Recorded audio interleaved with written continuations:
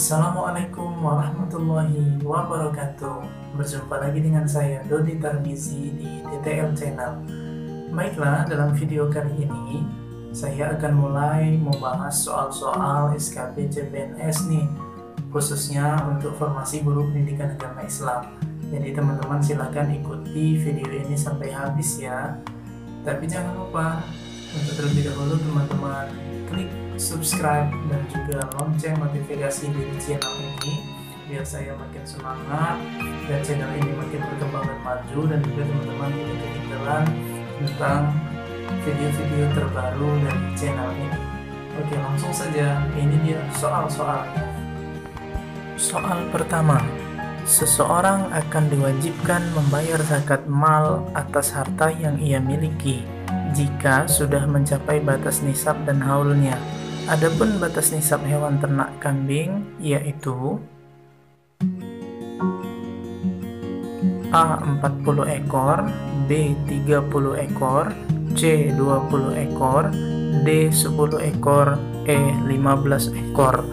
Nah, untuk teman-teman ketahui, nisab hewan ternak kambing ini yaitu 40 ekor. Jadi kalau hewan ternak kambingnya sudah 40 ekor sampai 120 ekor, maka diwajibkan atasnya 1 ekor kambing sebagai zakat malnya. Kemudian jika 121 sampai 200 ekor, maka diwajibkan 2 ekor kambing. Jika 201 sampai 300 ekor, maka diwajibkan 3 ekor kambing untuk zakat malnya, dan begitu pun untuk seterusnya. Jadi di sini jawabannya A 40 ekor. Nomor 2. Berikut merupakan ahli waris yang mendapatkan sebesar 1/4 dari harta warisan adalah A. Seorang anak perempuan, B. Istri bila pewaris tidak ada meninggalkan furu'al waris, C. Saudara perempuan sebapak, D. 2 orang anak perempuan, dan E. Ibu bila bersama-sama dengan almarhum. Sekarang kita bahas dari yang A. Seorang anak perempuan itu mendapatkan bagian harta waris sebesar 2/3. Kemudian yang B, istri bila pewaris tidak meninggalkan furu al-waris itu mendapatkan 1/4 dari harta warisan. Kemudian yang C, saudara perempuan seayah itu mendapatkan 1/6.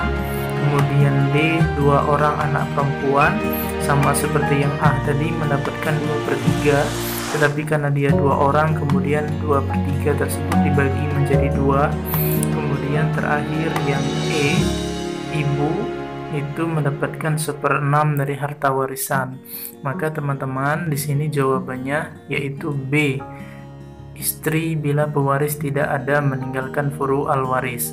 Furu al-waris di sini maksudnya yaitu anak ataupun cucu daripada almarhum yang meninggalkan warisan. Soal ketiga, penjelasan mengenai golongan orang-orang yang berhak menerima zakat terdapat pada Quran surat A. Al-Baqarah 208, B. Al-Imran ayat 70, C.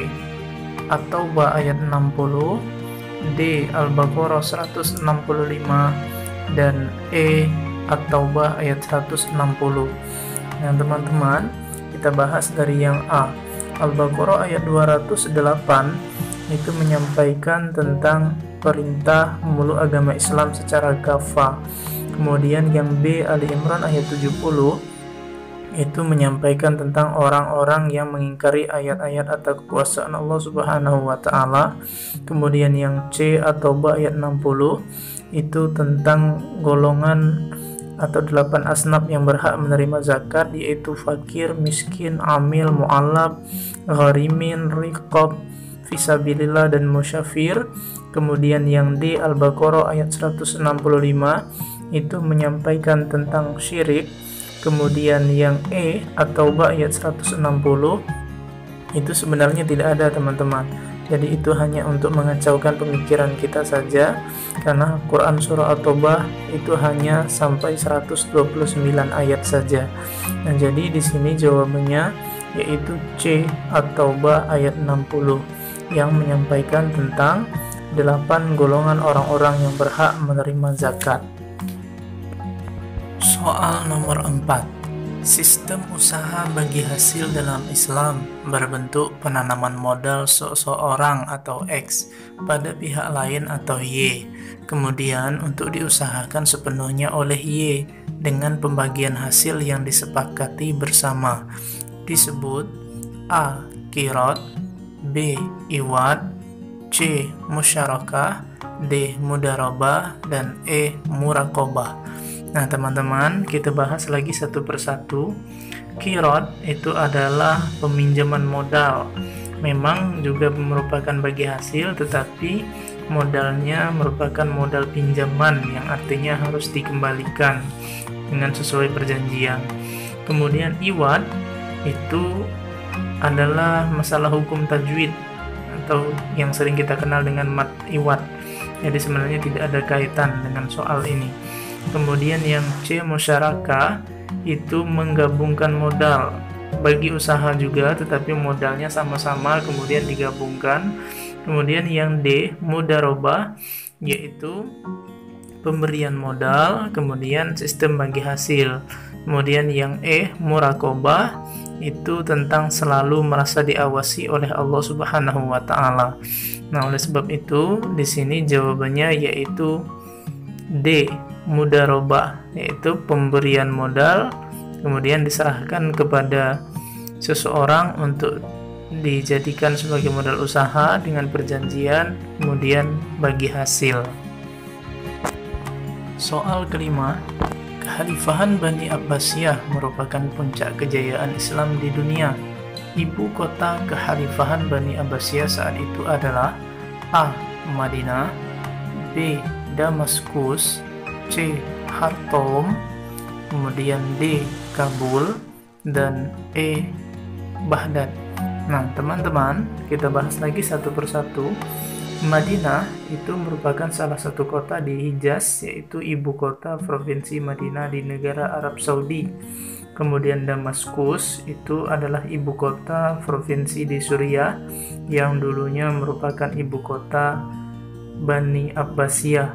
Kemudian yang C, Khartoum, itu merupakan ibu kota negara Sudan. Kemudian yang D, Kabul, itu adalah ibu kota dari negara Afghanistan. Dan terakhir yang E, Baghdad, itu adalah ibu kota dari negara Irak. Nah, oleh sebab itu di sini jawabannya yaitu B, Damaskus, yang merupakan ibu kota Bani Abbasiyah pada saat itu. Oke, terima kasih teman-teman telah mengikuti pembahasan soal-soal SKB CPNS Farmasi Guru Pendidikan Agama Islam pada video kali ini. Dan jangan lupa ikuti terus channel ini karena kita akan terus melanjutkan pembahasan soal-soal SKB khususnya untuk formasi guru pendidikan agama Islam. Mengapa sih teman-teman? Karena nanti di SKB teman-teman akan menghadapi 100 soal yang pengalaman saya tahun 2018 soal nomor 1 sampai 30 itu soal pedagogik ataupun kompetensi guru. Kemudian soal 31 sampai 100-nya itu merupakan soal-soal tentang agama Islam semua nih teman-teman. Jadi kita harus banyak belajar tentang agama Islam. Oke, terima kasih. Wassalamualaikum warahmatullahi wabarakatuh.